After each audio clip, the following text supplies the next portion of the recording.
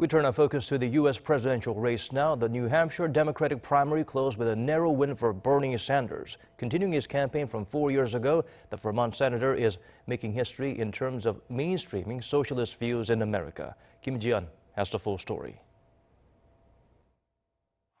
Bernie Sanders has nearly won the New Hampshire Democratic primary, followed by Pete Buttigieg in second place. They're emerging as the party's frontrunners in the U.S. presidential race. According to the New York Times, the results show Sanders on top with nearly 26% and Buttigieg with around 24%. The two were tied in last week's Iowa caucuses, in which Sanders carried the popular vote and Buttigieg won more in terms of delegates.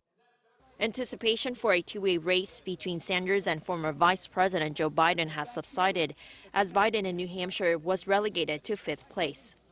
Two other candidates, Michael Bennet and Arirang, have dropped out.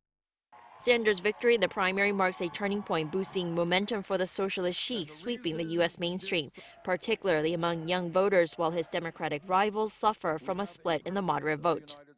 The Atlantic reported Tuesday that in the modern history of American politics, no candidate as far to the left as Sanders has been strong enough to capture the Democratic nomination. The 78-year-old senator from Vermont calls himself a democratic socialist, and his standard remarks include a demand that America create an economy that works for all, not just the very wealthy. As a democratic socialist, he has promoted debt-free college and Medicare for all, which would outlaw all private medical insurance.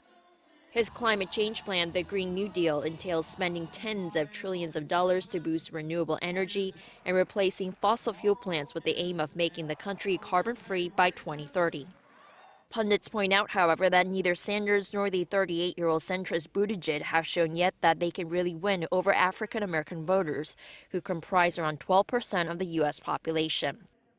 Also, there's the so-called wild card in the Democratic race, Michael Bloomberg, who chose to skip the early contests to focus instead on the Super Tuesday states, including California, which vote on March 3rd.